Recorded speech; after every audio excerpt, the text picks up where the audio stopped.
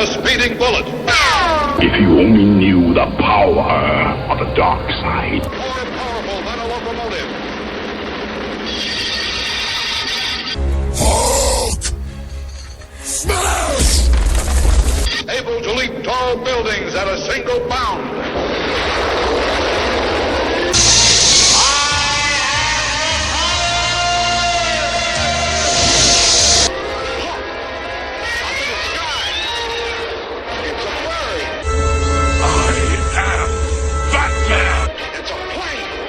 There's more to them than meets the eye.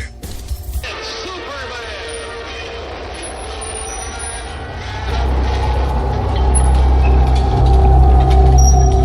He came up to the window in the mist, as I'd seen him often before. But he was solid then, not a ghost. And his eyes were fierce, like a man's when angry. He was laughing when he turned to look back over the belt of trees, glinting in the moonlight, to where the dogs were barking. Then he began promising me things, not in words, but by doing them. Have you seen that awful den of hellish infamy, with the very moonlight alive with grisly shapes, and every speck of dust that whirls in the wind, a devouring monster in embryo? Listen to them, the children of the night. What music they make.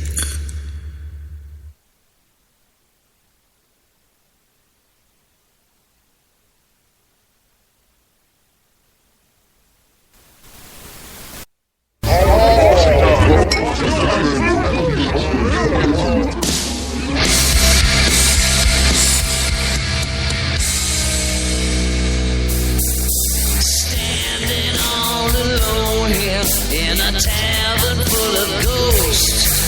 It's 3 a.m., we're back again. Here's my toast. The first one goes to rock and roll, the fortune and the fame, the limousines, the screaming teeth that yell our name. I came here to get wasted, but it just ain't the same. I'm raising my glass and tossing it back, but I can't remember why. So let's have another for all of my brothers who drank until they died. My dead, drunk friends. My dead, drunk friends.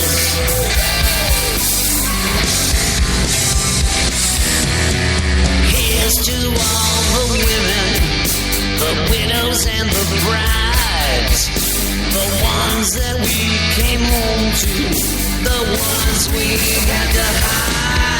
The next one's to the road boys and all the crap we tried. We thought we were immortal, but then you died. I've been feeling kinda lonely, so I came here to get fried. I'm raising my glass and tossing it back, but I can't remember why. So let's have another for all of my brothers who drank until they died. I'm raising my glass and tossing it back, but I can't remember why. So let's have another for all of my brothers who drank until they died. Drank until they died. My dead, drunk friends. We fight and we puke and we puke and we fight and we drink. We puke and we puke and we drink and we fight and we fight and we puke and we drink. Or we drink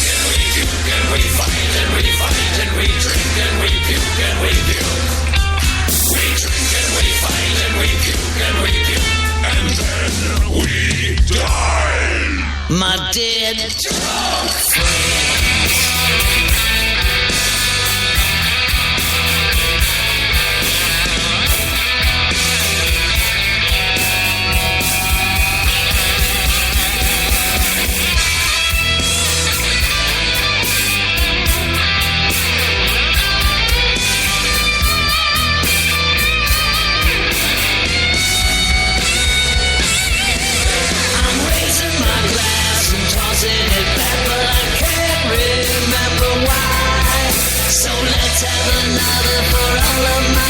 Who drank until they died.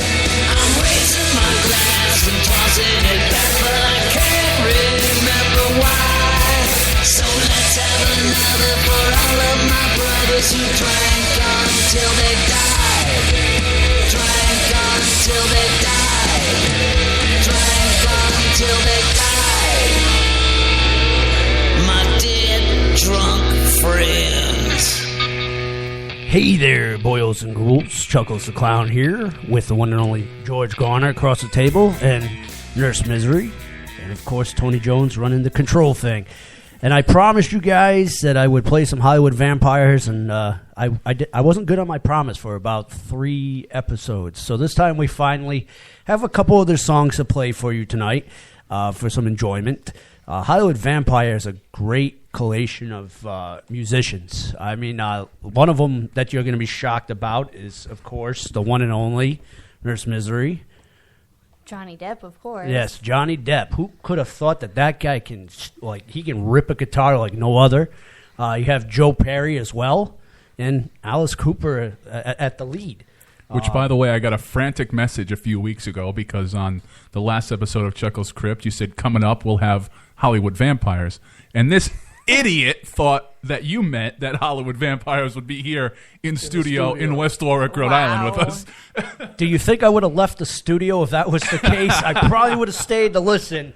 That was quite impressive that someone thought highly enough of you to think that Alice Cooper would come and be interviewed by you. Why couldn't he? Why wouldn't he? No, it's pretty awesome that someone assumed that. Point is that, Chuckles, besides his other faults, he suffers from an inferiority complex. Yeah. And, George, it's hot enough for me right now to leash out like a rattlesnake. Don't tempt me. This heats of the summer have already kicked me up. The only great thing about this summer, George, so far has been the movies. The start off of the movies has been fantastic. It is worth you guys getting yourself some passes this year and spending some time inside the old AC movie theaters to catch some of these flicks. And one of them I'm going to start off with, you're going to be shocked about. And it's a good title, and it's one of my favorite Disney stories because it is messed up. And Tim Burton did a great job of reintroducing Alice in Wonderland the first time, a very dark movie. And the second time he gave us the sequel to this, which Tim Burton's not known for making great sequels, and not really. Batman, and then the second Batman with Danny DeVito playing Penguin, not the best sequel to any movies. But this one was good. I mean, and yeah, you could have appreciated a lot more if you had partaken in the 420 Club with Jeff Charles, because it was definitely one of those movies where... Big shout out to 13 Folds Radio. Yeah, I'm sure if they saw that in 3D, they would have been tripping out of their minds. Oh, yeah, it definitely was very trippy. Especially all the clock stuff. It was a really well-told story, and I've always been a fan of the Alice in Wonderland characters, especially when someone takes them and twists them and makes them these creepy characters, which they're supposed to be. Yeah, I'm not sure how much you have to twist them to make them creepy. I mean, they really were supposed to be, right? I mean, they were creepy from the get-go. Yeah, it was Disney that mellowed them out. Yeah, they were mellowed, and now they're kind of brought back to... Do anybody at this table or in this room remember the television show Through the Looking Glass? Oh, it was the freaky. Channel 10 one? It was freaky. Yeah, it was. It was very freaky, and it was free. And it was on strange hours. It would be on at like 3:30, 4 o'clock in the morning. Good show. I actually liked that one. And yeah, you had to stay up late to watch it because we didn't have things called DVRs and we didn't have the money for an expensive VCR to record something You never that figured late in out the how evening. to program your VCR? We couldn't afford a VCR. Come on, this is coming from in the 80s, all right? We're lucky we had cable. I doubled down on Betamax. Yeah. Jeez, you make it seem like that invention was cheap to us when it first came out. It was not. And now they're free. No, I remember people giving away. I had a friend who was an artist, and WBRU, had a contest, come up with the new logo for the BRU radio station, and their grand prize was a CD player, if I remember correctly. And then, so these things and it was a grand prize worth several hundred dollars. Of course, you wanted to know why they couldn't give her the money, which then obviously they had stolen the CD player. But we don't know that. We just Who assume cares because if it came off the back of a truck? That's where all the best stuff comes from. But she did. She was an artist. She was too poor to afford the TV or the stereo to plug the CD player into. So it's like, she put the CD player on her mantle and just kind of looked at it. It collected dust. Kind of like my MP3 player. I haven't learned how to operate that thing now, and it's 6 years plus since I've gotten it. Yeah, just remembering the day she won first prize at something and couldn't make anything of it. Yeah, you make it seem like these inventions were always affordable, Nurse Misery. They were not. Definitely when they came out, Blu-ray players, remember the expense of those suckers. $800 for a Blu-ray player. Now you could get one for as low as probably about $15 off eBay. But back to the story at hand, Alice in Wonderland. Twisted story. It's one of the very few movies, too, where all the original cast returned. Yeah, they Voice didn't have any actors, fillers. It no was... no step-in actors and everything. All the original cast that everybody liked returned to this movie to make it an even more enjoyable flick. Unfortunately, it was shadowed out by the movie I'm going to talk about later on, but I don't see why. I mean, all in all, I like this one better. yeah, it definitely was better than the X-Men movie, and I know I'm going to catch hate mail for that, but the story was a better deal. I don't think you're going to catch hate mail about recommending a Tim Burton movie. Well, there are some Tim Burton movies out there. We will do a special on this that are absolute garbage. 9. 9. He's had some hits, but he's had some major misses over the years. Yeah. That was... He doesn't do middle ground very well. It's either amazing or, oh my God, what were you thinking? He's kind of like the Steven Spielberg of the slightly lower budget. Yeah. Is that he has an excellently made big hit. Then he uses the money to make shit. Then he scrapes. Do you think that's on purpose? Do you think he's trying to keep his street cred? I think he might be. It almost seems like he does better with a smaller budget. I've been told, some directors do. Yeah. I've been told that it is a to-do on your bucket list, that when he sets his art museum up in New York City, that it is a must-see. A must-see to go see Tim Burton's artwork inside there. I could see it. The guy's definitely not all up there. And maybe some of these, he is all up there, just maybe slightly askew. Maybe he is, but the original concept of Alice in Wonderland, that dude definitely wasn't all up there. Well, no. That's why who better to reimagine it, so to say. I think he was probably sharing the opium pipe with Edgar Allan Poe inside the shops there to come up with that story. Carol, right? Sense. Lewis Carroll? Lewis Carroll. Yeah. Those are crazy, crazy stories. Well, back then when he wrote those, I think actually it's appropriate you bring this up this year because those Alice in Wonderland stories, I think, Tony, you're the political guy, weren't those Alice in Wonderland stories original political satires? I'm not sure, actually. For once, I'm stumped. Because I think they doesn't were. happen around here. I think it was a way of criticizing the king and the court of England and the politicians and stuff. Because back then, if you criticized too many politicians, they didn't, and you can give out interviews against you. They chopped your head off. Yeah, you can almost see the entire political grouping through that. Right, different political types. Yep. I think it was. It would make sense if it was. I would like to sit down and have tea time with the Mad Hatter and the Rabbit. Although he might get on my freaking nerves every time he kicked over one of my pastries or tea. We'd be having Hassefepper for lunch later on. But I might enjoy that. I think the Mad Hatter and I would have... go after the March Hare. Nice lucky rabbit's foot. Yeah. I think the Mad Hatter and I have a lot in common. besides the fact that I don't know how to make hats, I wear goofy hats. Well, he could probably make you a lovely chapeau. You can't say that word on radio. Okay. No. It'll be a beautiful hat. There you go. There you go. Don't be swearing like that. I'll give you the FCC fines. I will. I'll do it. So let's go down to, why not? Another Hollywood Vampire song right here. Whole Lot of Love.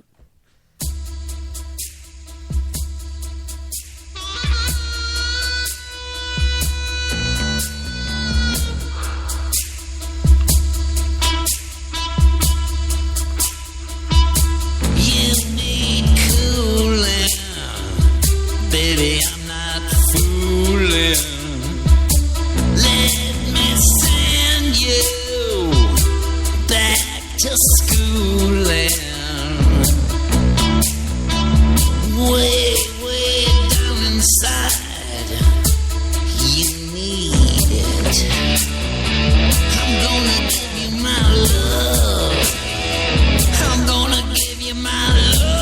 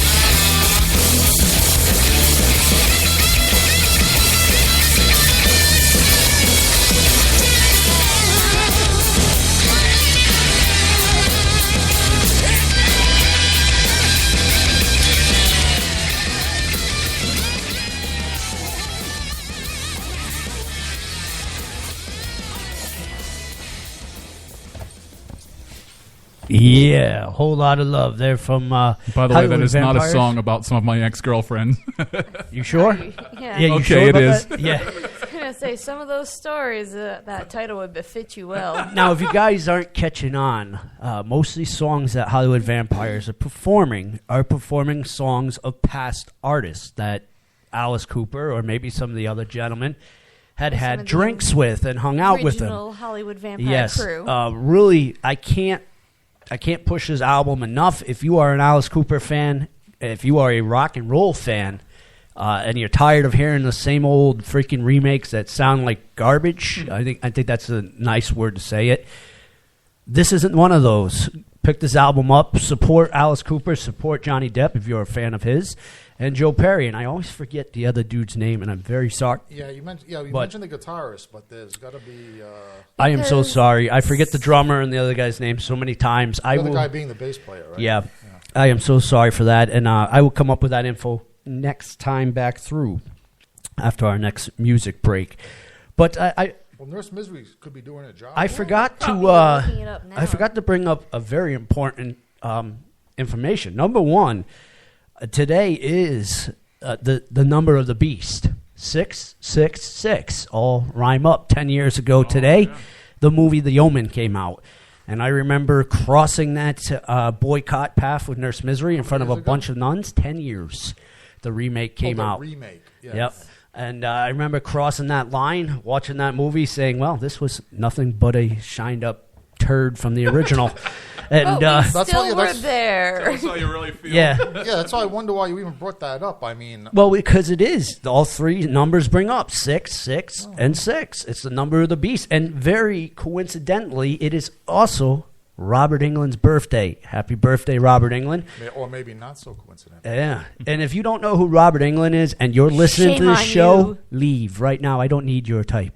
Get out of here. Smithers, release the dogs. And you were probably going to mention this, but for all you history nerds out there, it's also D-Day. Yes, D-Day, the one and only. Today, the 6th of June. Yep, a lot of stuff on this day. A lot of bad stuff on this day. Although one would say Robert Englund's not a bad stuff. He's a great Hollywood actor. Now we're back onto the Alice in Wonderland, and everybody's got to have their favorite characters with that. I mean, I know I do. Do you, Nurse Mystery, have a favorite Alice in Wonderland character? Let me guess. Cheshire Cat. I loved the Cheshire Cat when I was a kid. He was so evilly maniacal, but you had to love him, which is probably why I fell in love with you. Except for my head doesn't spin around like that. And I'm not that. When I don't give you the correct meds, yes, it does. And I'm not that fat to float in the air. No, but just the fact of he's so crafty and creative, and I loved how he spoke. And sadly, I also liked the caterpillar just because he was such a jerk. Jerk, but he told her how it was. Exactly. I think that's why people thought he was a jerk, because he didn't hold back. I like that type of character. Yeah, he was very straightforward, and basically when Alice was doing something dumb, just kind of gave her that reminder. It almost kind of made me think of my dad sometimes of, hey, stupid, what are you doing? I definitely have to go on record and say I have two favorites. First would be the Jabberwocky, which is the giant dragon. It's awesome. How do you not appreciate And the second would Jabberwocky? definitely be Mad Hatter, because that is one kick-ass character. And so many people have tried to take on his personality, I would say. Even a very famous shock rock artist by the name of Marilyn Manson has tried to take on his personality with the top hats and the weird paint. And he doesn't think we would catch on to that. How about the Batman villain of the same name? Oh, yeah, of course, Mad Hatter. I mean, he definitely had to have some sort of influence through Lewis Carroll's stories there. I mean, you can see bits and pieces of it throughout the Batman comic, how much of that is actually related to one another. So he probably was heavily influenced by that. George, you got to have a favorite. Now, I've seen your toys in here, which I play with quite often, which are pretty cool. And then some jerk comes in here and puts them in ways that they shouldn't be in, where they're fornicating with one another. Toys don't fornicate. Not with they my don't. not with my toys. That didn't happen. They did, and I had to replace them and put them back to where they were. But now my Dark Alice toys, they were in my small meditating room over there. When they were in here, people were making them fornicate with each other. Oh, way back, because I was going to say. Yeah, 'cause and I that made haven't me been mad, tampered and with. I would change them back to where they were killing each other and whatnot. Okay, well, all I can say, if anybody's listening that was making light of those Dark Alice toys, it's probably about as smart a thing to do as messing with Annabelle the doll that is now in isolation, because those Dark Alice toys have a history, and I treated them respectfully and kept them in isolation for a reason. So are you saying these? I'm just saying that these people that treated them lightly, demonic toys, possibly. If these people that treated them lightly, see, there's a heffalump in here. If something were to happen to any of said people, don't be surprised. I would not be surprised at all. I always treated those toys with great respect. But as far as my favorite Alice character, it's because it's indirect. It's the White Rabbit, only because of the Jefferson Airplane acid song from like before my time, White Rabbit. Okay. So ever since, I mean, you know what I'm saying? In other words, that's not really a fair way to pick, but got to do it because that's all I think of when I hear Alice in Wonderland. I thought it would be because I'm always late, so maybe you were inspiring because I was very similar to him. The White Rabbit, always being late, running. No, purely circumstantial reason for the pick. Ah, okay. You threw yourself under the bus for nothing. Tony, we rarely ask this, but why not? What is your favorite Alice in Wonderland? And you have to be a nerd about this because I know you've read those books. Now, of course, you know I do love politics, and right now, on the local and national level, we have two people who very much resemble the Queen of Hearts. That is Gina Raimondo and the next president of the United States, Ms. Hillary Clinton. Off with her head. Off with both their heads. I would bring them up to the guillotine, but I would end up on the Providence Journal for hate mail, which means I probably should do it. We're going to go to another song. We go down to this, and you guys... You kind of guess what's coming up next for a chat, so why not? Let's leave this a surprise. Here on Chuckles Crypt, you heard it first here.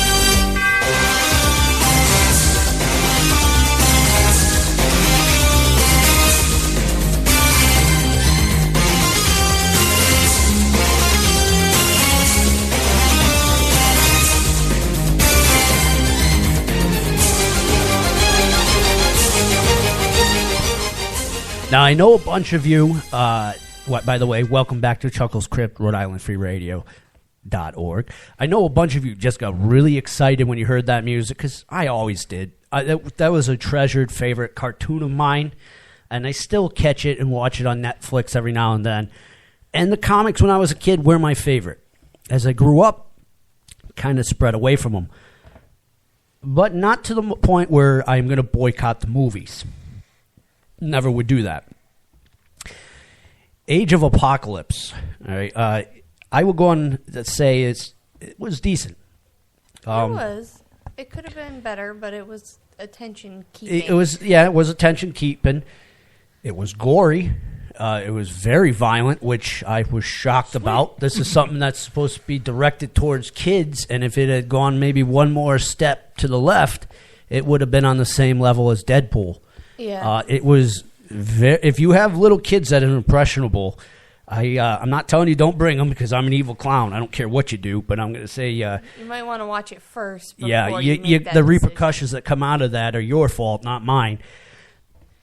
The character that played Apocalypse did a great job, yes. And that is one of my all-time favorite villains from the Marvel Universe, or even from the evil villains universe. I mean, Apocalypse is a god. He is a godlike character. He is very hard to defeat, and they didn't make it seem that way in this movie. They pulled a ye old Mortal Kombat, if you guys know what I mean. Left him sleeping there like Aurora, the princess in Sleeping Beauty, just lying in slumber. Right. Then all of a sudden they woke him up, and then... Yeah, I mean, there was some really awesome spots inside there, but the way that they...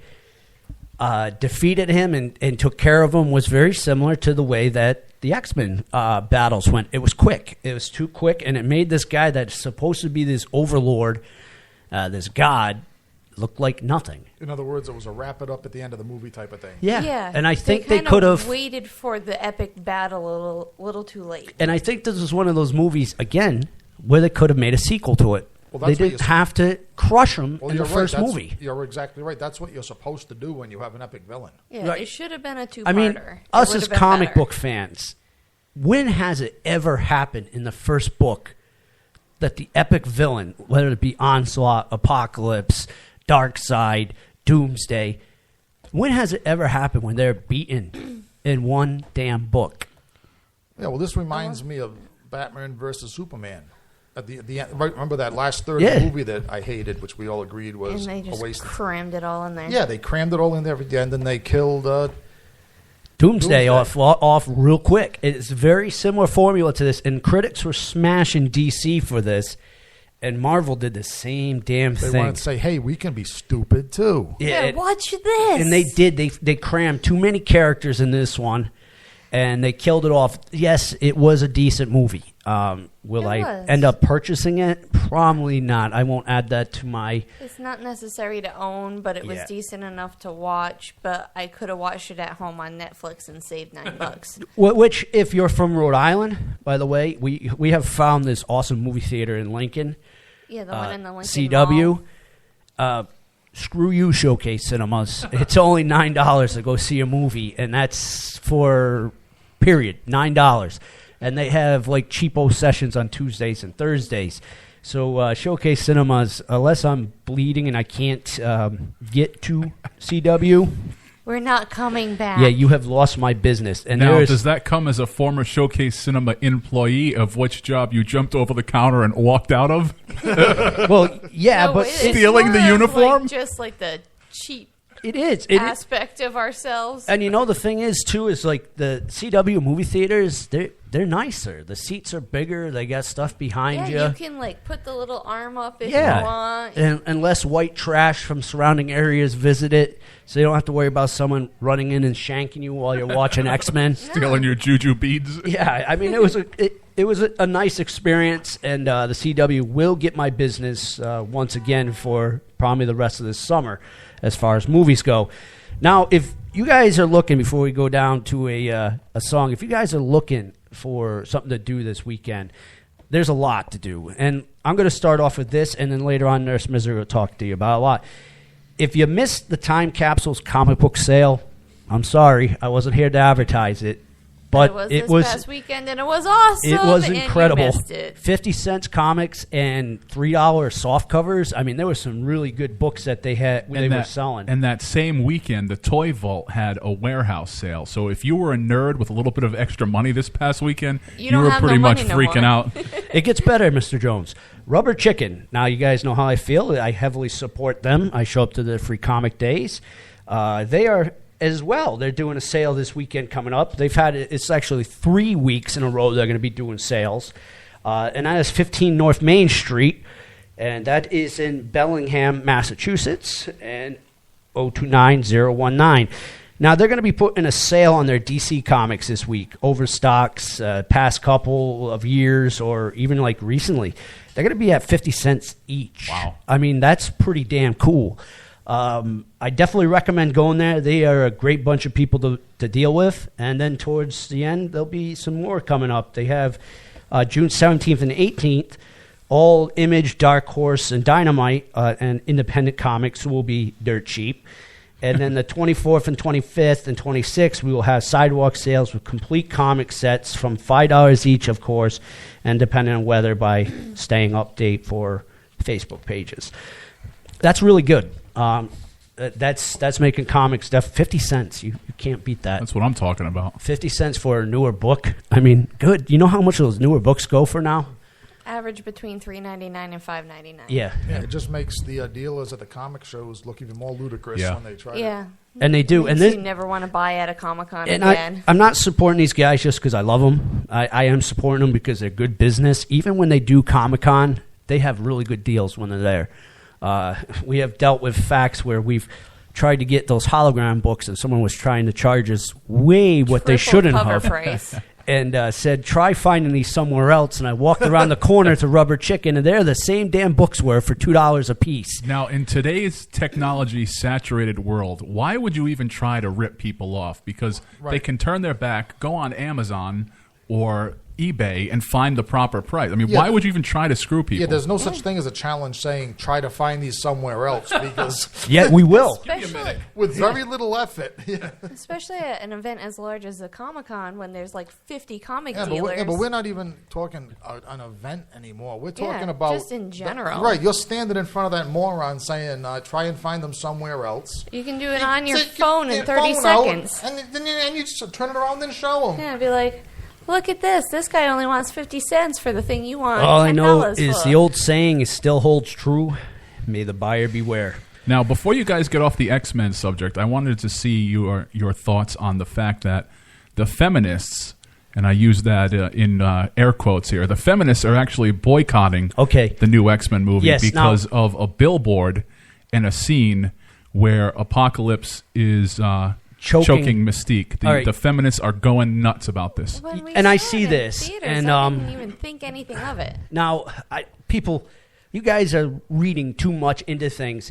You want equal opportunity. So you have this lead female actress who is mutated and whatnot, and it's trying to go against Apocalypse. Do you think the guy is just going to stand there and say, you're a girl, I can't hurt you? Wouldn't that be even more of a feminist issue? Feministly offensive? I mean, at least in this case, he's treating her as an equal. Yeah, get off your high horses, ladies and gentlemen. It's a movie. If you take it any more than that, there was nothing more sexist about that than there was, and I saw this example, when Deadpool in the movie there where the young lady was choking Colossus. Right. Why is that okay for a woman to choke a guy?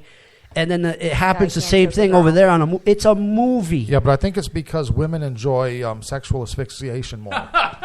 What are you guys going to do? Now, there are plenty of women in the armed services right now, and there are plenty of them that are joining the front lines. Do you think for a second when they run at someone with a gun that the person on the other end, if it's a guy, is going to say, no, you're a girl, I'm not going to hit you? No, if this is going to be equal opportunities, ladies and gentlemen, it's equal opportunity. Actually, I'll tell you, if one of our female soldiers runs at one of the ISIS terrorists or something, the ISIS terrorist is liable to say exactly that because it would, in some Muslim creeds, if he was to fight and kill a female, that would dishonor him. Mm-hmm. In other words, it's dishonorable even to fight a woman. So one of our female soldiers may very well charge from the trench toward the battle. The ISIS guy will basically grab her by the throat, send her out there with a plate of bacon, wrap her in a pigskin, then they'll run. I don't see it. The comics are doing what people wanted. They are empowering the female roles. They're doing exactly what a lot of the young ladies are complaining about, and yet they're still complaining. No matter what we do, we're not going to be able to accommodate and make everybody happy out there. Well, the feminists don't want to be. Well, now when we talk about feminists, there's two kinds of feminists. I mean, there's the feminists that believe, hey, women and guys should get paid the same thing for the same job. That's of course. Yeah. But then we have the feminists that have some kind of genetic fallacy in their heads, and they just can't get along with the two sexes on this earth.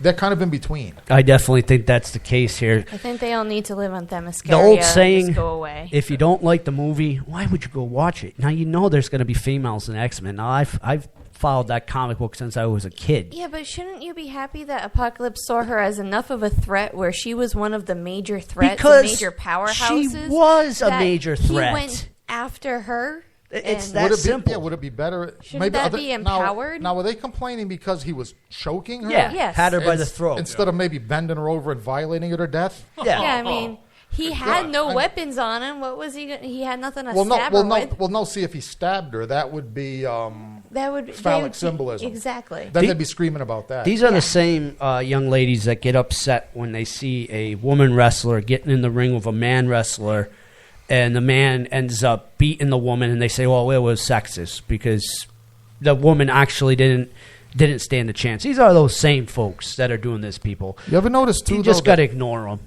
Well, yeah, it's easy to ignore them too, because do you ever notice that these like vicious feminists that we're talking about are usually very unattractive?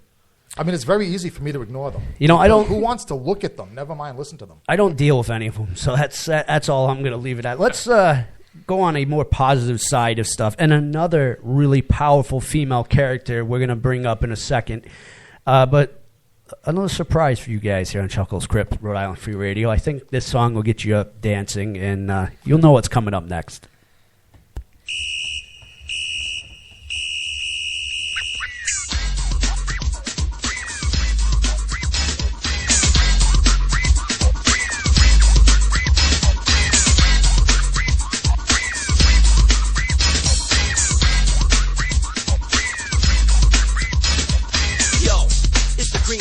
Gonna rock the town without being seen. Have you ever seen a turtle get down? Slamming and jamming to the new swing sound. Yeah, everybody let's move. Vanilla is filled with a new jack groove. Gonna rock and roll the place with the power of the Ninja Turtle bass. Iceman, you know I'm not playing. Devastate the show what the turtles are saying. Ninja, ninja, rap. Ninja, ninja, rap. Ninja, ninja, rap. Go, go, go, go. Go ninja, go ninja, go. Go ninja, go ninja, go. Go ninja, go ninja, go. Go ninja, go ninja, go. Go, go, go, go. Lyrics, fill in the gaps. Drop that bass and get the ninja rap. Just feel it, if you know what I mean. Give it up for the heroes in green. Just flowing, smooth with the power. Kicking it up hour after hour. Cause in this life there's only one winner. You better aim quick, you can hit the center. In it to win it with a team of 4 Ninja Turtles that you gotta adore. It's Ninja, Ninja, rap. Ninja, ninja, rap. Ninja, ninja, rap. Go, go, go, go. Go ninja, go ninja, go. Go ninja, go ninja, go. Go ninja, go ninja, go. Go ninja, go ninja, go. Go, go, go, go. Villains, you better run and hide, because one day you might not slide. So choose your weapon, don't slip. Vanilla's in control with the flex of a mic grip. Rocking the crowd the way it should be rocked with the Miami drop that you like a lot. You know it's hidden like a ninja turtle. When the bass kicks in, you better check the level. The power of a ninja is strong, fighting off creeps until they're all gone. Ninja, ninja, rap. Ninja, ninja, rap. Ninja, ninja, rap. Go, go, go, go. Go ninja, go ninja, go. Go ninja, go ninja, go. Go ninja, go ninja, go. Go ninja, go ninja, go. Go, go, go, go, go, go, go, go. Ninja, ninja, rap. Ninja, ninja, rap. Ninja, ninja, rap. Go, go, go, go. Go ninja, go ninja, go. Go ninja, go ninja, go. Go ninja, go ninja, go. Go, go, go, go. Out with the gladiator, baby.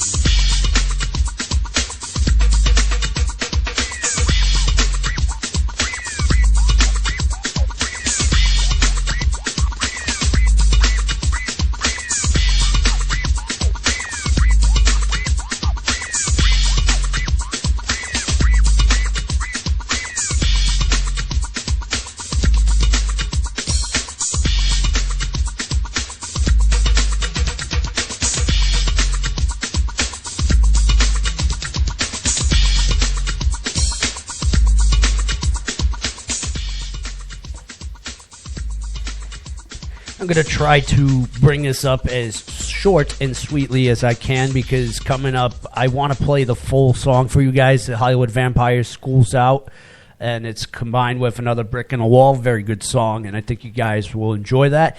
A little unknown fact that a lot of folks out there did not know is Alice Cooper helped compose the Brick in the Wall album. A lot of the songs inside that he helped write with Roger Waters and all the other gentlemen from Pink Floyd.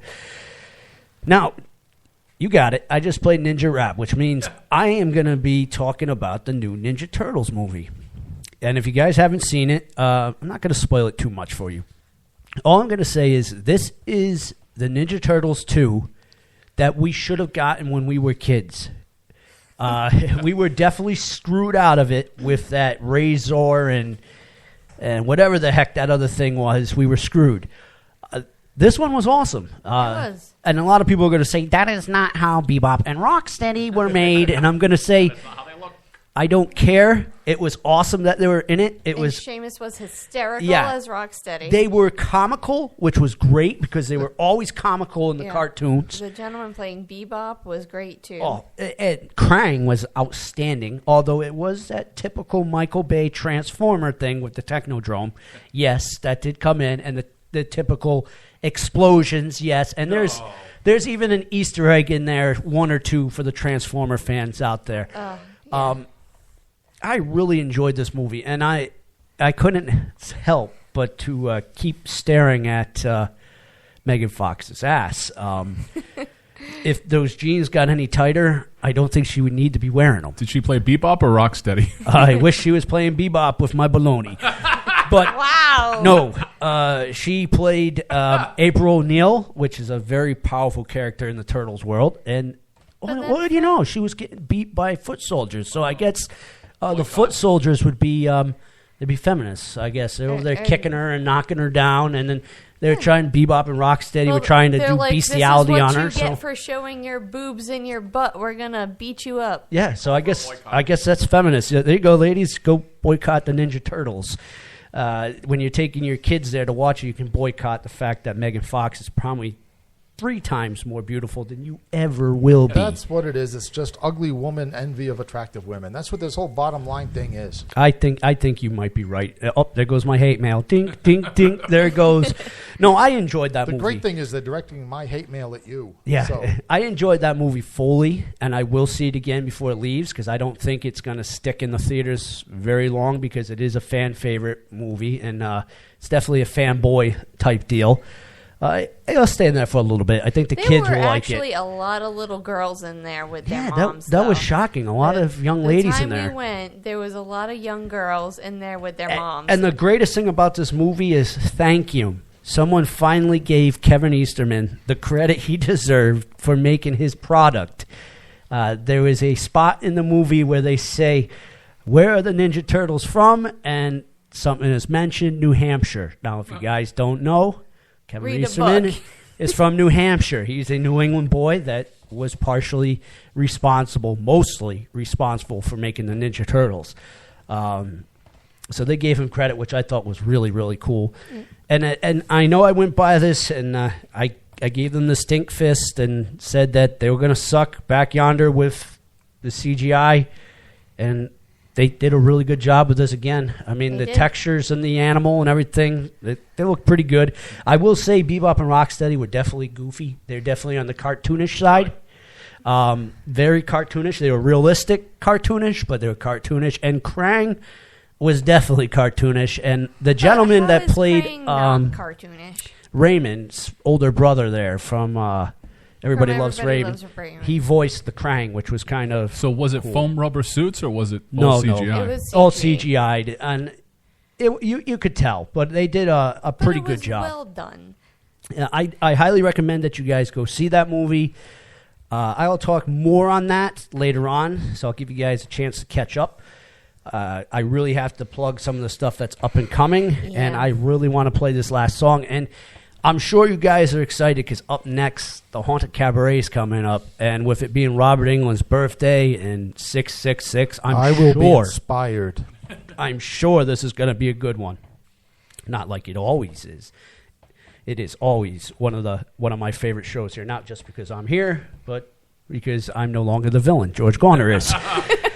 So you get to be the good cop. Yeah, Nurse Misery, upcoming, and I'm very happy to be part of this. Yes, we actually even got our confirmation phone call from the lovely woman Gina, who is the chairperson of this event. We will be a part of the Gatsby Day Parade, which is going to be this Saturday, June 11th, starting at 10 a.m. Oh, good. Let me get my eggs ready. Yes. You may, because we can't throw anything back at you. Wow, you're sitting ducks. Yes, we are. There are more rules to this parade than we're used to, but we will play good clowns, and we will abide by them. That means if you are coming down to see the parade, you need to be on that road before 9 o'clock because they shut it down. Oh, yeah, that road That's closes. 9 in the morning, folks. So if you're coming down to see us, get yourself a spot early in the morning in the shade. Yep. I recommend going down where the Pirates are because afterwards they have a really cool festival. Go down and check them out. They got cannon firing and everything, and of course you got myself. So Cannons up towards the on the bridge and that the park there is a great spot to be. I am really proud of this. This isn't just like the largest parade in Rhode Island. This is one of the largest parades in the United States. And we had to apply and get approved. So if come down that and see says us, get a anything- picture with us, and what's coming up next? So after June 11th, our next event, which Tony Jones knows quite a bit about, the Sea Creature Parade is going to be June 25th, and that will be kicking off at 10 a.m. in downtown Wickford. And let's see, there's... Do you think you guys are the only cable access program / podcast in the nation that has a marching regiment? Probably. I don't think that's been done before. Believe so. We are a triple threat in that aspect. I know and Bob used to do it, and so didn't the... But no, he did was he was ever running have a away from his kid. podcast? Yeah. I don't know if he had a podcast. It's probably ZacharyHatesMe.com.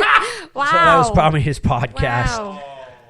So, along with the Sea Creature Parade, there'll also be the New England Quahog Festival going on at the same time during that day, where there will be lots of fun, and I believe is Johnny and the Earthquake still Johnny and the playing Earthquake is playing. He's coming down, and then if you are so inclined to come down the night before, we'll actually be having in Wickford a thing called Wickford Harbor Lights.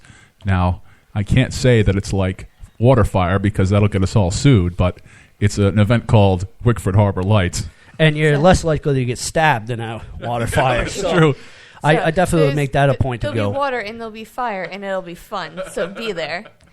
And then just stick around and be drunk on the beach until all the mermaids show up the You next can't day. say that. They cannot be drunk on the beach. That is Fine, go against be the law. drunk in your car. There you go. Wake up to a bunch of sea creatures walking around and freak out. That's two almost FCC like fines you got me today. First How of the so? swear, and then the I drunk did on the not beach swear. stuff. You did. That was a swear. Whatever that thing was, a hat. It was a swear. So Yeah, go to the blah, next blah, thing. Blah. The next event, our third parade, is going to be the Ancient and Horrible Parade, which will be Monday, July 4th.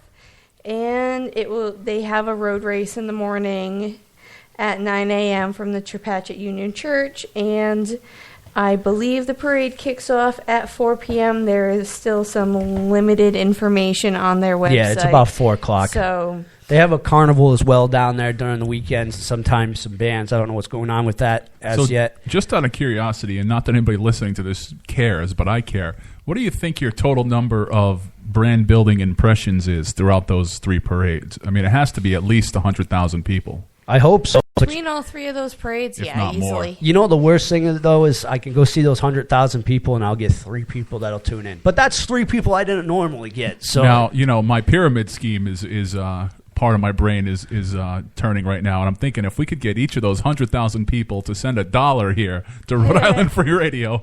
Well, as long as you split it with the Chuckles and Laugh show. Yeah, but aren't a large majority of those people like backing away in terror from the clown? Yeah, that's true. yeah, that's definitely true. They I are mean, you can reach in their pocket while they're Well- backing away, but I think that opens up a whole It other... just means that you and Tony could stand behind us. As we freak them out, you reach in the pockets. Now the last event before we play the last song, Nurse Misery. Yes, we have a convention coming up, Ocean State Paracon. This year is going to be July 16th and 17th up at the Harrisville Theater up at the Assembly Theater in Harrisville, Rhode Island. My bad. And this year they will be supporting the Rhode Island Coalition Against Domestic Violence. So not only is it for a great local cause, it's an amazing event with lots of local celebrities. You'll see a lot of people that have been on Ghost Hunters throughout the years. Dustin Perry will be there. Audrey Perrin is going to be there from the Conjuring House. Then there's going to be Shannon Sylvia. And me. And of course, Yes, Chuckles the Clown. and Chuckles the Clown. Plenty of people coming up. Check out the website if you guys get a chance, which is Nurse Misery. it would be you would go to riseupparanormal.com/Paracon, and that will give you all the information. There you go. You can even pre-buy your tickets. When next we speak, we will be going down that route of the paranormal. I think it's that time of year again, and we will be getting closer to Ocean State Paracon. And we will be bringing up all things ghouls, aliens, and, it's definitely still pop culture in my mind. So we will be bringing the paranormal dead to you next time Chuckles Crypts come up. But we're going to wrap things up here, and we're going to go down to the last Hollywood Vampires song, School's Out, Another Brick in the Wall.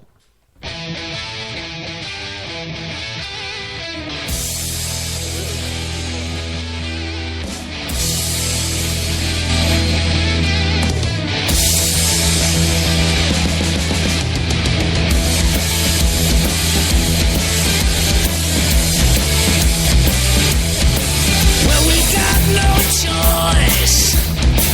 All you girls and boys making all that noise.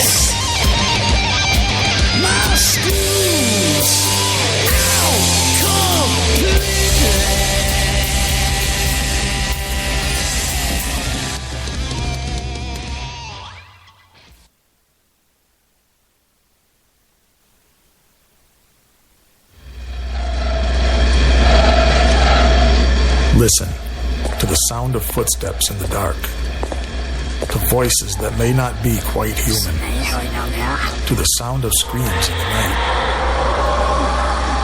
The Haunted Cabaret, the home of all things horror, on Rhode-IslandFreeRadio.org, with your host, George Garner. The Haunted Cabaret starts now.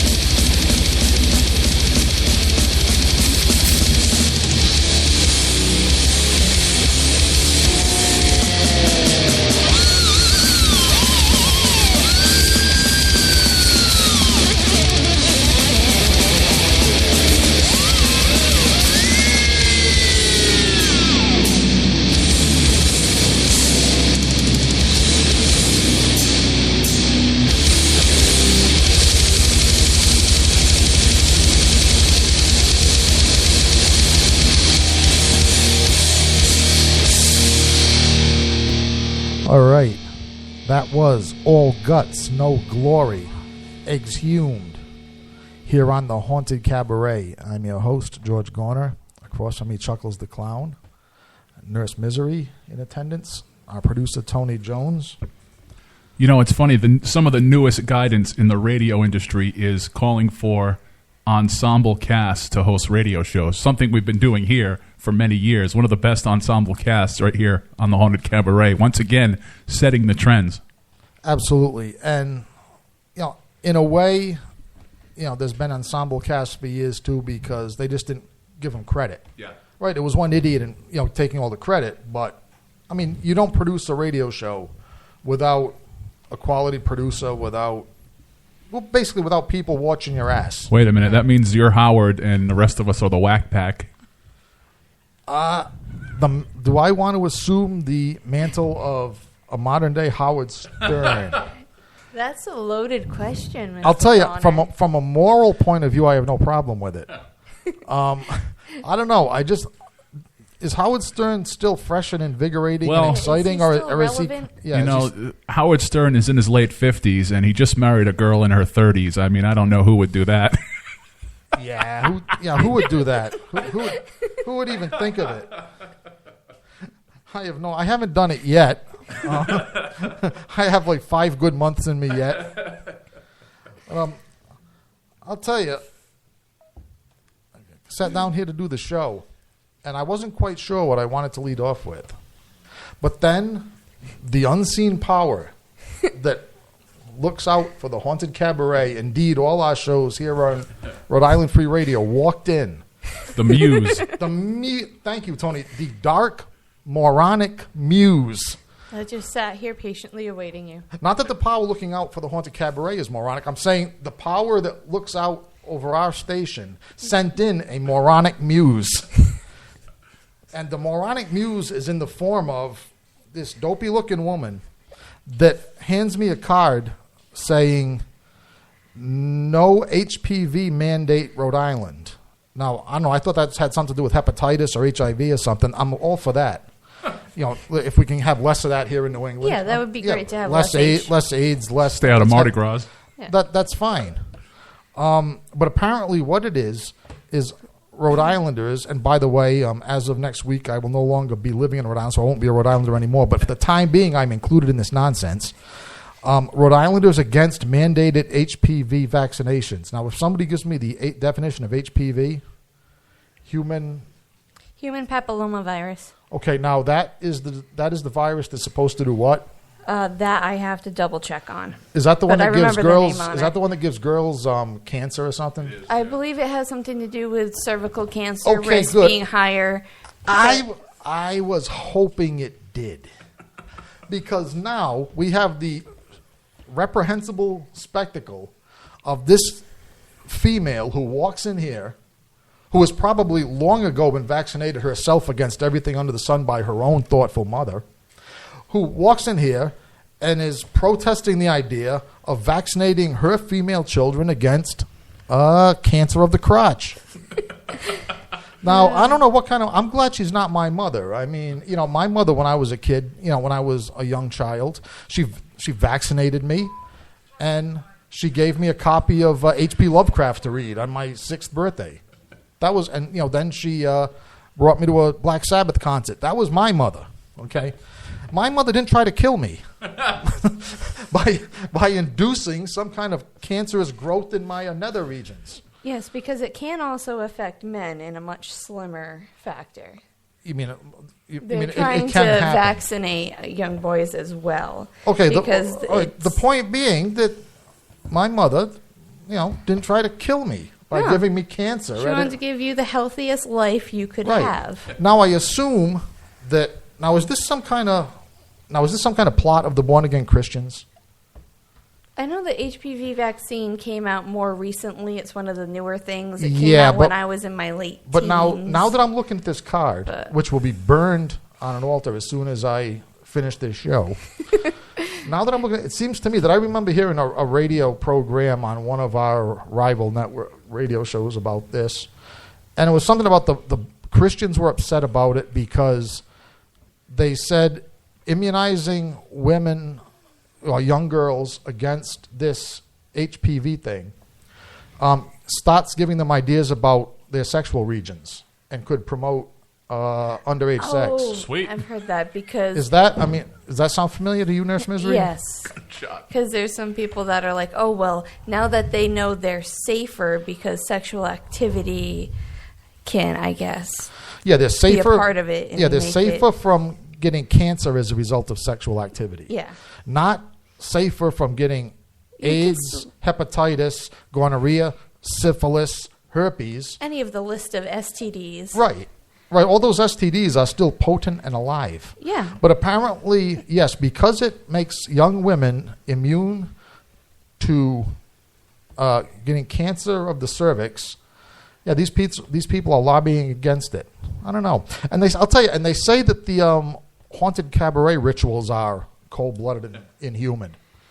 I don't know. I'll tell you, these born-again Christians, I'll tell you, these fundamental Christians. And it's been out long enough where they know it's not something that affects children or anything like that. And that's the big, and that's like, even, now granted, we indulge in all kinds of evil behavior and bad habits. We encourage them all here in the cabaret and on Chuckle's Crypt. But even on the haunted cabaret, hypocrisy kind of still has is the only thing that still has a little bit of unless it's in my benefit. Unless it benefits me, hypocrisy. Which is a rare case. Not that rare. I mean, yeah. Hypocrisy still carries a bad name, on this show somewhat. So what they're doing is, now it's not just this HPV thing. Aren't they some people against all the vaccinations? There are some people that are totally like, you cannot vaccinate your children. Oh my God, it causes autism. When no, it doesn't, people. Yeah, it causes autism. Now these are people. Now, first of all, autism exists. It is prevalent, more prevalent than we would like it to be. It's a problem. It is not caused by vaccines. No, and they've proven that time and time again. No, probably one thing that probably causes it is some of these alternate bad habits. Yeah. Caused by, oh, by the way, Nurse Misery, congratulations on your abstinence from alcohol during your pregnancy term. To avoid the whole fetal alcohol syndrome. Yes. That's a real thing. Yes, that's a real thing. And, yeah, not to lose my train of thought, where was I going with this? The idea that vaccinations cause autism, according to that they cause large autism. Group. Vaccinations only cause autism if your educational level is maybe like second grade and you fell off your desk onto your head. Or Coventry High School. Coventry High School. Yeah, I can give Coventry High School some competition, here and there. But yes, you only believe vaccinations cause autism if you only completed a second grade level of education, fell out of your desk onto your head during science class. And now you have the IQ of a toddler? Yeah, now you have the IQ of kind of a slime mold clinging to a pier out at Narragansett Bay. That's basically who believes that vaccinations cause autism. Yeah. Now, it's another case of kind of like, now here's my pet peeve. Now, like I said, it's very shortly I'm going to be moving up to Connecticut. Not the wilds of Connecticut, but, close enough. Like a 3-minute ride puts me deep in the woods. Where I can do all kinds of things undisturbed. You mean right over the border where you can enjoy all the benefits of Rhode Island, which is a great state, without any of the hassles? Yeah, where I can be unconnected to warmer and cooler or cooler and warmer, and I don't have to pay any excise tax on my car anymore. I can actually buy. Hell, you know what I'm going to do? I'm going to buy 2 cars just for myself, and I'm going to park them in my yard. I'm not even going to drive them too much. I'm just going to park them in the yard and just kind of polish them. And just give the finger in the direction. Keep the Rhode Island plates on it. Yeah, kind of like the Muslims, bow down to Mecca, every day for prayers. Once a day, I'm just going to turn toward Rhode Island and just give it my finger. As I have my yard full of automobiles. There you go. I think that's going to be. Have your car lot tax free. Yeah. Okay. Before we rant any further, let's go back to the music for a second. Let's go to. This is a little unusual for the cabaret. Let's do some Madonna of the Wasps, Robin Hitchcock, here on the Haunted Cabaret on Rhode Island Free Radio.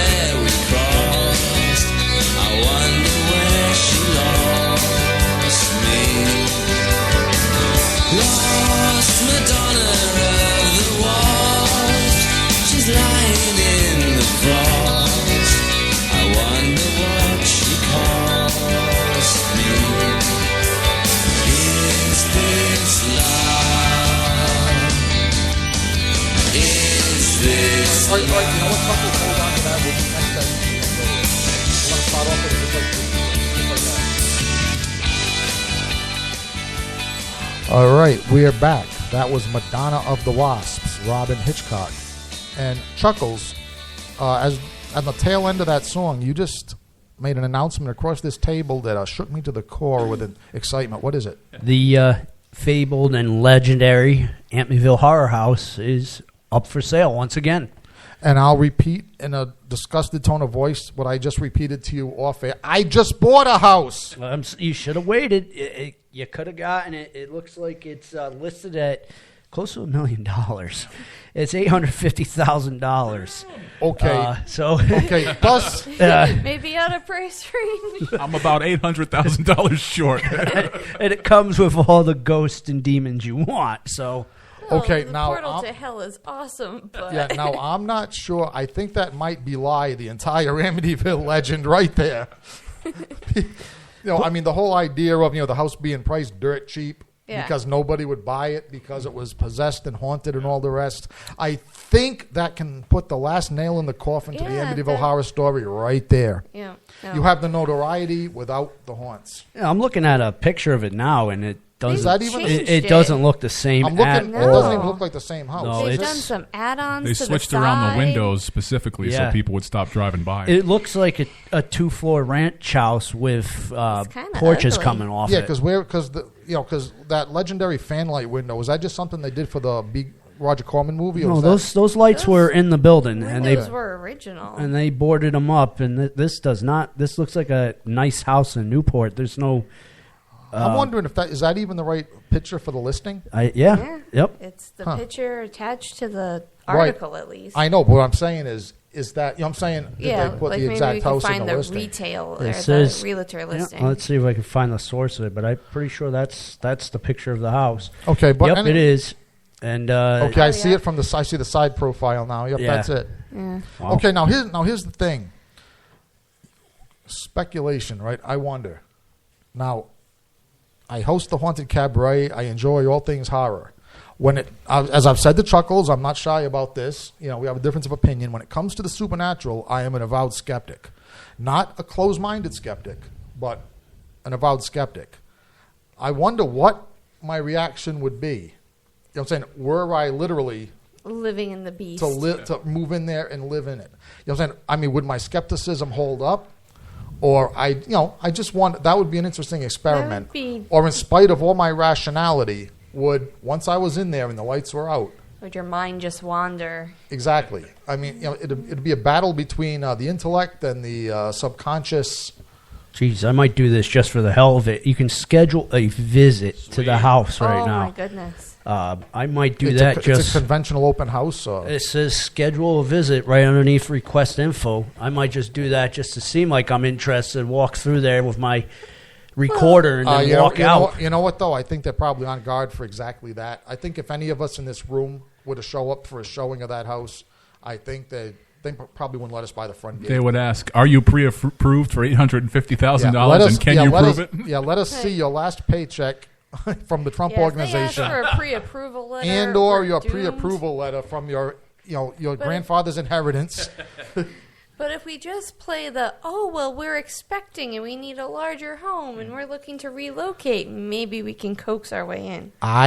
From the look of expectation on all our faces, we could try as hard as we could. Yeah, It no, still none has, of us could keep a straight none face. of us, not one of us. Still has the fabled boat slip there too. The boat house. We could always is still play there. like They the didn't full take that house down. aspect and be like, well, we need the extra uncles to live there to afford the house and blah blah blah blah blah. And Yeah, no, that's a good question too. Now, were there to be a genuinely, and I'll put genuinely in quotation marks or not, depending on how you want to look at it. If there were to be a genuinely haunted house, or a house people genuinely believe to be haunted, these days would that improve the price, or would we still get the dirt cheap? I think it would improve it. Too much right pop now- culture likes that stuff. It's not one of those things that scares people away anymore. No, now it draws them in. It's a novelty factor. It's kind of Exactly. like having a jacuzzi tub. But I'm looking at Having this your own thing, ghost. and this, like I said, it looks like a nice house that would be on the beaches of Newport. Yeah. Now, if I ever want to sell my house, the first thing that's going to happen is it's going to become haunted. I think, Yeah. you said, it can't help, it can't hurt the marketing. No, not in this state. Now, is there anything nowadays that would? I mean, because hauntings, People are now, being murdered in your house, definitely. Yeah, now, people. See now that's funny. I was going to ask, right?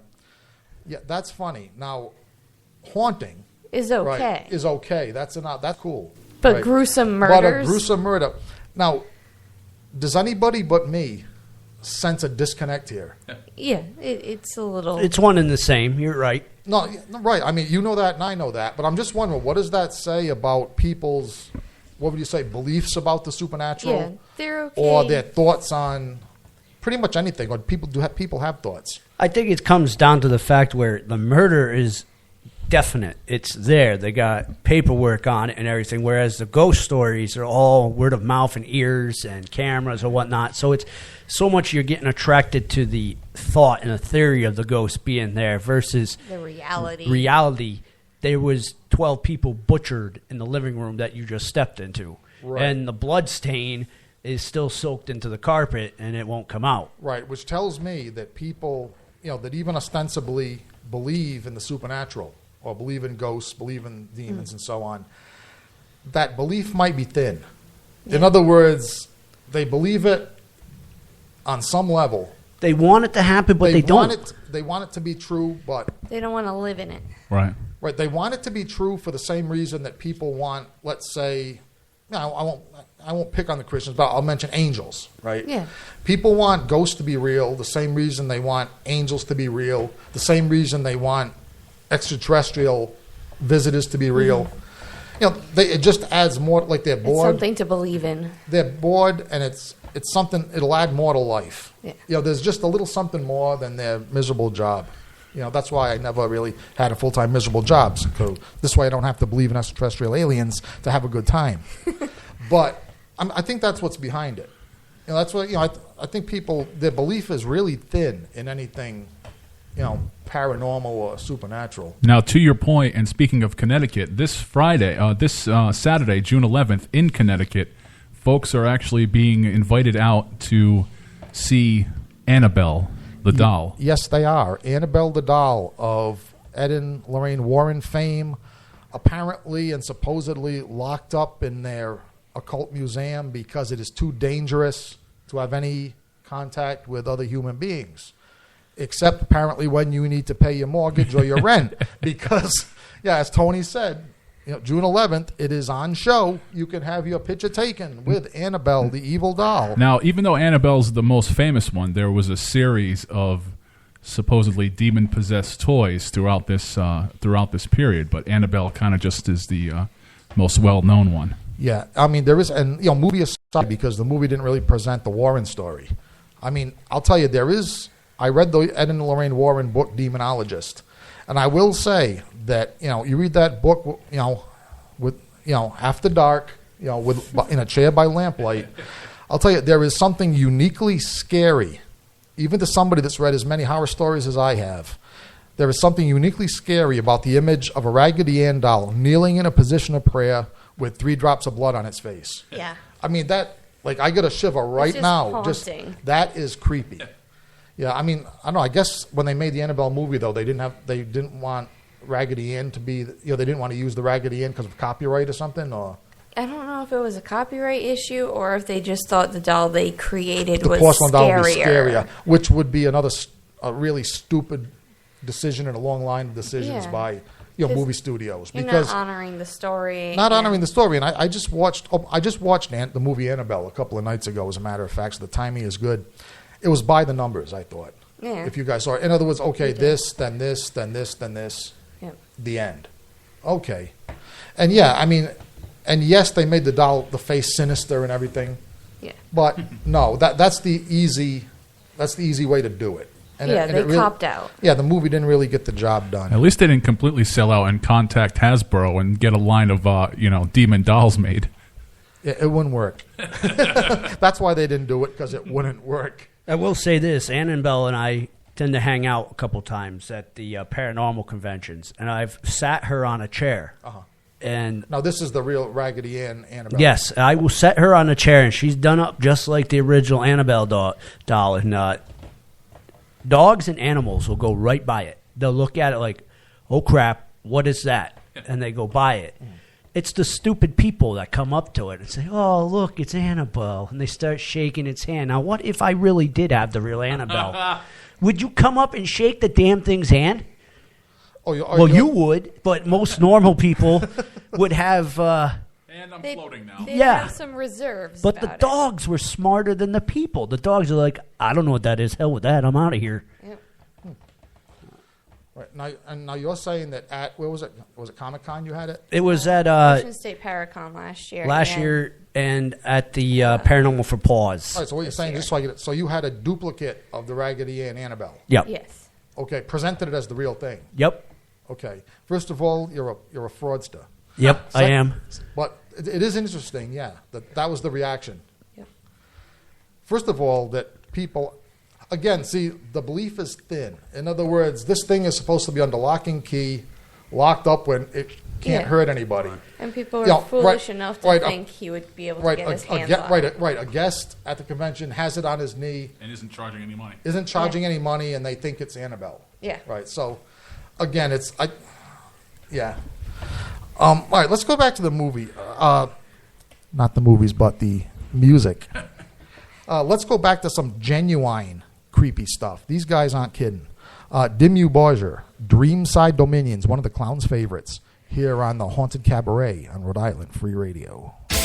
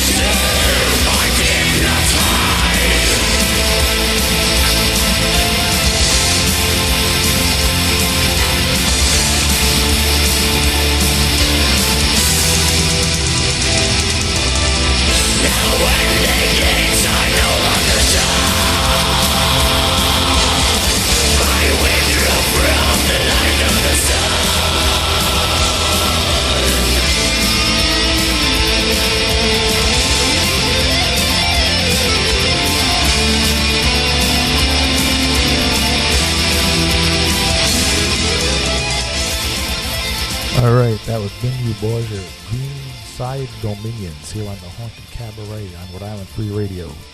And I say, unlike some of the skin deep scares that we've been talking about, associated with other people, Dimmu, that's a satanic band that, they mean it. I mean, no question about it. Or they make us believe that they mean it, which, when it comes right down to it, right, that's the same thing. Yeah. If you can make your fans believe in you. Yeah, if you can believe, if you can make enough people believe in it, then it's true. Kind of like all those years, I thought the Ramones were actually brothers. Yep, I fell for it. And that means you also fell for the idea that all they could afford was those ripped jeans after they passed their million album mark. Damn, they just have a problem. They have a cash drain. Those ripped jeans. Nope, Ramones. I'll tell you, they had one. The other thing is, people always said right to the end of their career that they were unpretentious and they just walked out there with no stage show. They were like polar opposite of bands like Kiss and Judas Priest, which I always thought was funny because the Ramones had one of the most choreographed stages of anybody in the history of rock and roll, right down to the color combinations. And, I mean, the reason they wore those black leather jackets on stage was because they played off a white and blue background. And the black leather looked really good against the bright, it popped. It popped against the bright white. Yeah. And, Dee Ramone just plain old popped. and everything went really well. And Johnny Ramone managed the money, which he was as obsessed about as Chuck Berry and Gene Simmons. But just goes to show, all these rock and roll fans who claim you can't be artistically expressive and focused on the money, you're stupid. I mean, poor planning. What's that? They just have poor planning skills. No, what do you mean? The people that think think you can't do both. No, they're just stupid. Yeah. I mean, no place else. I mean, hip hop. You try to tell a hip hop artist that he's got to be true to his art and give up the money. I mean, he'll laugh at you. Yeah.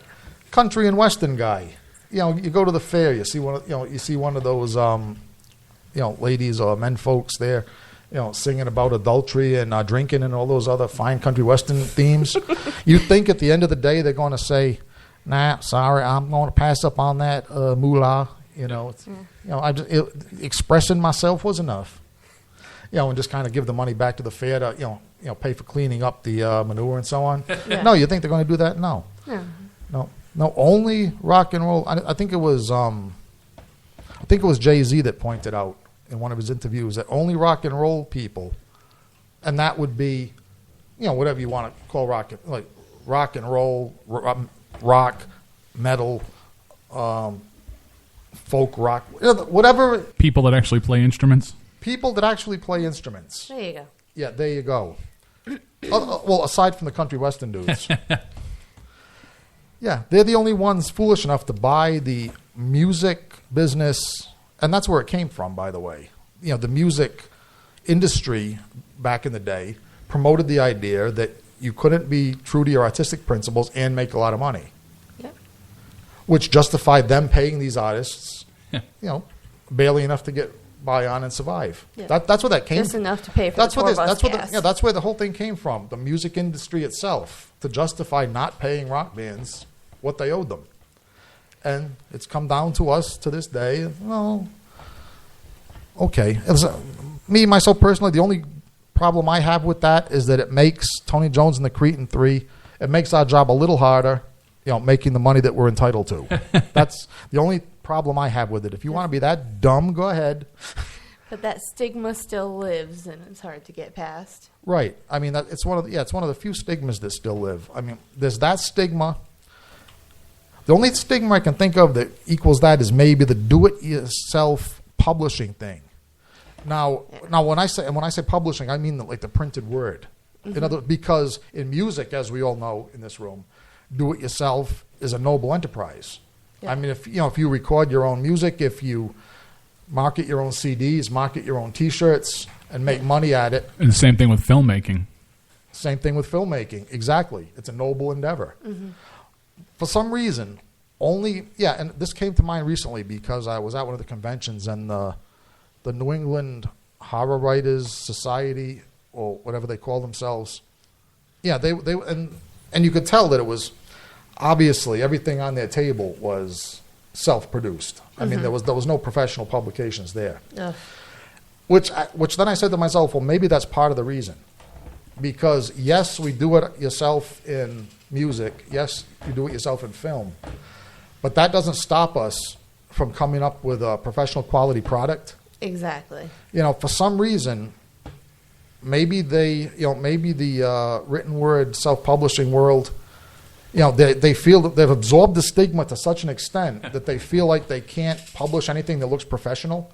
I'm not quite sure. I don't know if it's harder to publish a large, like a book per se, to have that actually physically created for you versus you can create your own DVD cover pretty easily. You can create CD labels and stuff like that, basically on your own. Yeah, because the CD, in other words, the CD format, because the CD, you're saying the CD format is pretty much set. Yeah, but creating and printing a book and pressing it together isn't something that you can do inside your own home, per se. No, it's not. But on the other hand, you can't just. I mean, we don't pay for we don't produce. Yeah, but we don't produce the CD jackets ourselves either.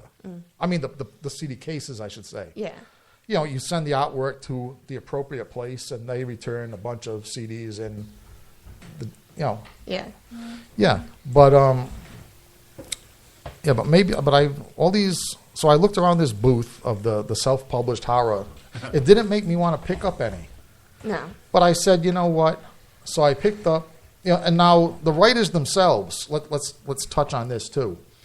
Now, if there's anybody that's more hangdog and miserable looking than musicians, it's self-publishers. It's self-published authors. I mean, there must have been like 8 of them sitting around a three-sided square table. Horseshoe style table. They were slumped. They were slumped like Thanks for noticing me. Yeah, they were slumped over. So they weren't exuding any confidence. So you didn't. The only thing they were exuding was perspiration. Oh my! Because I don't feel that they had changed their clothes in a couple of days. Yeah. But I think that's the only thing. Now we can identify with people like this, right? We've seen them. Yeah, I've seen them. We know them personally. I personally know that. Some of them are our best I've fans. seen that with the books, but for some reason that doesn't catch me with the comic books creators. A lot of the comic book writers and creators, they're energetic. Yeah, and you want to read their stuff because it's something new, and they're putting that out to you. I mean, I just shelled out. I've never done this before. $10 on some dude's comic book because it was something new that I haven't seen, and he came right up to me and was all positive. He was hustling, and I don't see this. I say this as a positive. He was hustling his product. Right. Yes. He was moving his merchandise in a professional manner, and I remember the comic book you're talking about. If it's the same one, probably. Yeah, I mean that was a quality product. And the dude's sitting there. I mean, you go to some of these local author stores and you go to pick up one of their books, and they just look at you. They don't interact with you. Exactly. Yeah, they're like, whatever, you got this book. It's kind of like you just shot them in the head. Yeah. And they're just waiting for that last trickle of life to expire as they look at you like cow-like. Yeah, they're just like waiting for you to put it down, and because they're staring at you so awkwardly, you kind of put it down and walk away because you're afraid to make contact. Yeah, because you wonder, like, what's wrong here? Yeah. You just get that unsettling feeling of... There is an exception to that, though, and I will say this because they are my friends. Tom D'Agostino, like an incredible writer. If you pick up his book, he will come forth to you and start he'll tell you everything explaining about it. The book and what it's going and then Arlene will jump in and fill in the details and the blanks. In other words, you go from no information to too much information. No, he does a good job. And then you got Keith Johnson, who writes a really good book. Keith and Sandra are an amazing tag teamer for Andrew Lake. Maybe it's just you know what the difference is there? Since you mentioned Keith, I think I'll put my finger on the difference. The difference is that Keith is a demonologist. Keith has his career before he wrote the book. Yeah. True, and so did Tom. In other words, right, and Tom, there you go. See, that's the difference. In other they words, were knowledgeable about their chosen field they're writing about. Right. They have a career, a chosen field, and then they choose to write about it. But they're proud of it too. Like that's the other thing. And They're they're proud of proud. it. They're proud. They want to. Yeah, and there they was a have- gentleman he passed away a couple of years back. He started recreating some of H.P. Lovecraft stuff, and he was very high strung, and he was very. What do you mean recreating? He was adding parts to the stories, and he had permission to do so. I will bring the info up on him next time we're in the seat. But he was very positive, telling people, like, live for the moment type deal, and he wanted you to read his books. He was using the characters, but writing different stories around the characters. Yeah, and you can do that. Those are pastiches. I mean, and he did a good job of it. But I have come across, like you said, the ones that could care less that you're there. Yeah. Some of those self-published comic book people are hustling because if they don't sell a few copies, they have no way to get home. They can't get out of their mom's basement. They're not eating that day. Yeah. They're like, uh-oh. Yeah, no. Whereas maybe some of these authors, I don't know, they're accountants or they're security guards or they're trying to find that big break. 9 to 5 already, and right, and they haven't figured out. Now listen up, you people. You know who you are. They haven't figured out that marketing yourself is the way to get that break. Yeah. And what I don't understand is, and it's exactly the same what we're doing here, if you're going to put that much work into something, why not try to get it out to as many people as possible? I mean, why would you, it's why almost ever like, limit yourself? yeah, Right. why would you go, it's almost like going that far and having sex and not having a climax, right? Like you've gotten to Right. the end. Yeah. This is the fun part. and It's like Don't stop sometimes before the orgasm. we'll show up to conventions in Massachusetts and the people will say, well, your show's not on in here. Well, no, it's not. But I would like it to be. And by me being here selling my DVDs to you guys, you're watching what I'm producing down there. And hopefully someone will say, hey, we got an opening up here. We'd like to have your show up here. Yeah, so maybe either writing the book took their last ounce of energy.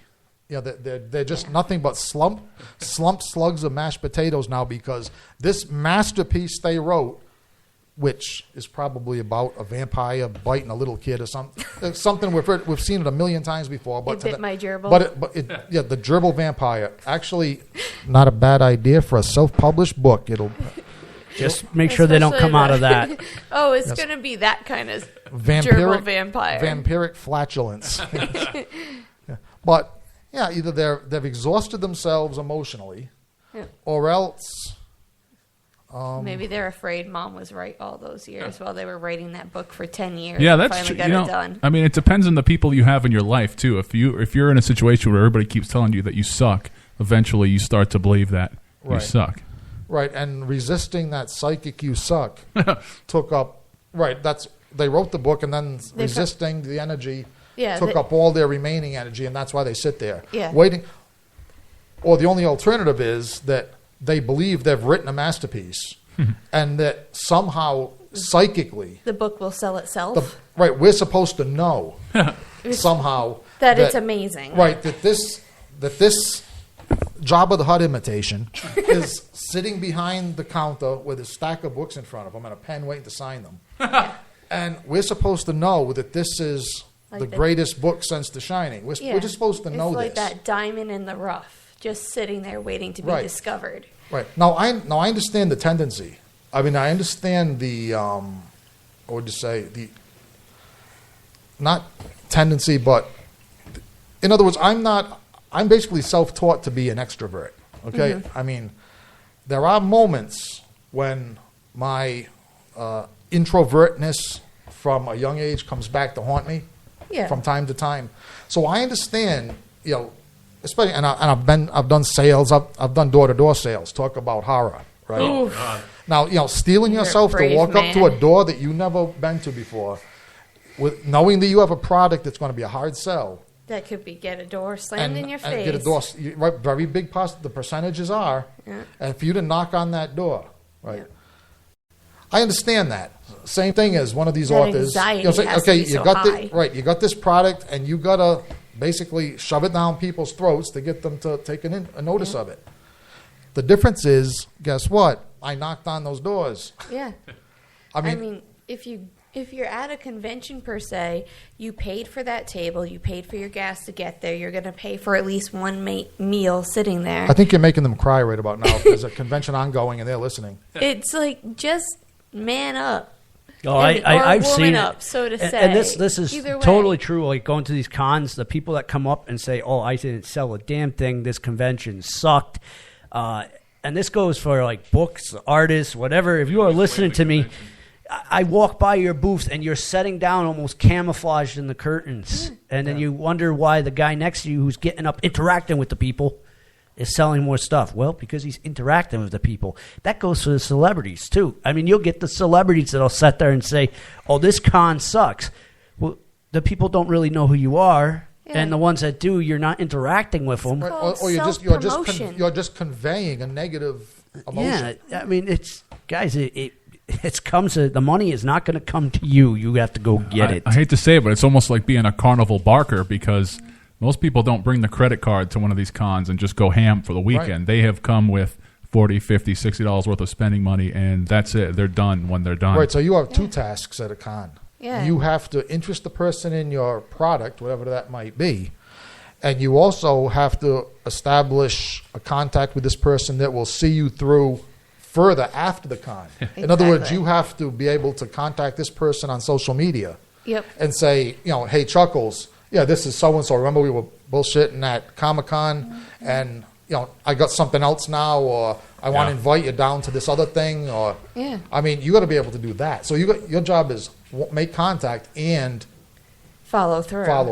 Follow through, exactly. If you don't follow through on your self-marketing, no one else will for you. Right. Well said. Okay, let's follow through with some music right now. This is a good one. How about some Motorhead? "Love Me Like a Reptile." Talk about follow through here on the Haunted Cabaret in Rhode Island Free Radio.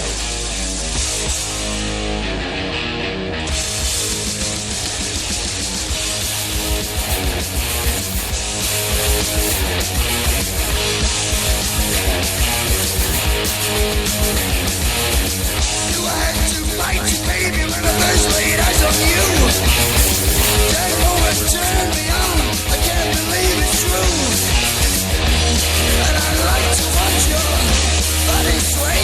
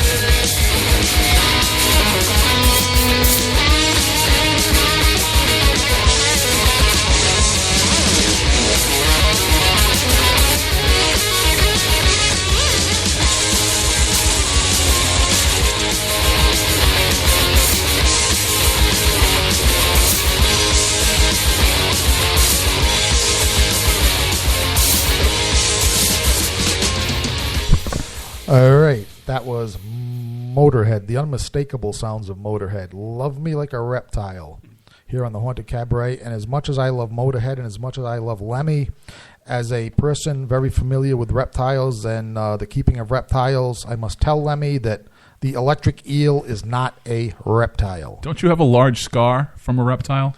Yes, I do. From a bona fide reptile, in fact. My iguana wobble. Male? Male iguana. Oh, they're Yes, vicious. They can be. The problem was that I gave him too much territory because I bought him as a small reptile, a couple of inches long. No problem there. He was friendly then. But what I did is I gave him, we had a spare room in the house, and I gave him his own room. Damn. Oh, my. A reptile's living better than I am. Well, he didn't think so. Because I think this iguana always dreamed of being a Tyrannosaurus Rex, and just nothing we did was ever good enough. You know, my girlfriend at the time, she would make him salads that would rival a salad you would get down in a Federal Hill restaurant. Wow. Right? She spoiled this animal rotten, which was funny because when we first started going out a few years before, she had no love for reptiles, put it that way. But we had the room, so I had the iguana, he won her over. So she would make this animal salads. Then he needed vitamins, to duplicate his tropical diet. Put the vitamins on that. Mm-hmm. She'd bring the salad into the room in his dish, drop it and run because he would mess her up. He was out for blood. He charged with teeth and claws. Wow. And I'll make a long story short because we're coming to the end of the show. But basically, I was bitten down to the tendons on my left wrist by this animal in his adulthood because I forgot that he is a wild animal. And my girlfriend had a cat, and I had a full-grown male iguana, and I was stupid enough to try to play with both of them. Oh. That stupid. Went to get his dish to get him his food in the morning, left the door open to his room. Reptile the iguana wanders out into the kitchen to see what's out in the kitchen because he didn't want to wait for his food. Yeah, curiosity. Right, curiosity. Cat comes wandering over to visit the iguana. Tyrannosaurus Rex versus King Kong, right? Basically. Me, being the stupid that I am, puts my arm between the two animals. Oh, my. Damn. Goodbye. Yeah, the doctor was pretty impressed when I showed up at the clinic with the bite. What? The iguana's still hanging on. Well, he let go, and the thing was, he was pissed at having bitten me. In other words, in his mind, I made him bite. Yeah, you made him do the work. Yeah, I made him bite. I tasted damn awful. He spit me out, gave me a dirty look. And I ran to the sink to try to stop the blood running out of my wrist. And my girlfriend looked at it and said, that's not going to stop by itself, Sure it will. Yeah, maybe not. So like this. So I'm at the clinic, and I'm in the little room with the curtain pulled, waiting, for the doctor. And I hear the doctor outside this, usually a very calm lady doctor, seeing everything. Yeah. I hear, a what? She comes into the room. What bit you? I said, an iguana. She says, spell it. IGUAN. Oh, an iguana. Okay. Took her a half hour to sew me up. Right? Oh. It's because it was around the wrist. It took some very delicate stitching. 12 stitches, very delicate stitching. She said, now this is some of my best work. Don't let him do this again. But it was all worth. The whole thing was worth it when I walked into the clinic and the receptionist said, "Can I help you?" And I explained. And you're like, "See this puddle that's following me?" So that's my vicious reptile story, which I had coming. I really never think a reptile, a dog or a cat is a dog or a cat. A reptile is always a wild animal. Tony, is that about wrapping it up? Yeah. Yeah. Okay, let's put on some, let's get out of here with some goat whore for as long as it lasts. Ending our episode of The Haunted Cabaret here on Rhode Island Free Radio. Nighty-night.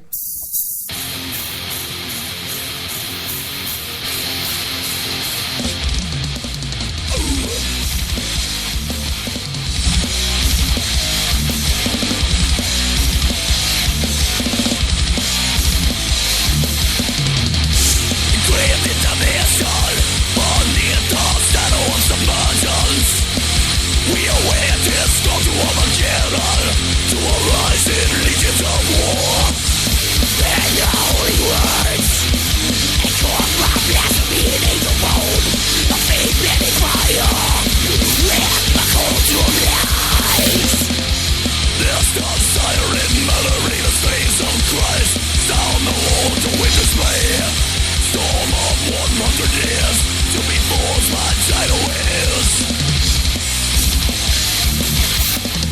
Flesh bound by the rise of demon lords. Diversity in divide. Some months in a colorless death of winter, and crimson of the town, haunting cars who celebrate this chaos. Whispers in rains of blood. Metal flesh on joyful smell. Painted flames of the serpent. Involved on this day of hell.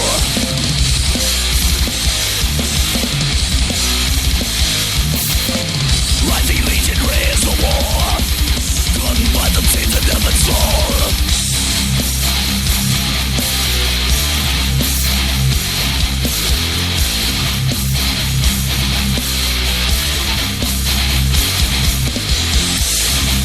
The dead climb the sky, preparing this invasion. This inferno of souls rise from the cooling of hell. An embrace of suffering in transcendence.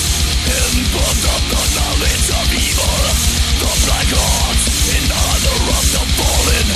Conquer all that deny. My screams fill time in the skies. Our torture is beautiful. Skinless souls, places, monsters in process, embrace of this world. Obedience and conjuration of swallowed souls. Trapped in eternal sleep below the surface. Causing death at the lungs of fools lost in silence. Wakened and spoken words on the evoking hearts. Burn no remorse upon your cold their flesh. Give to me your blood.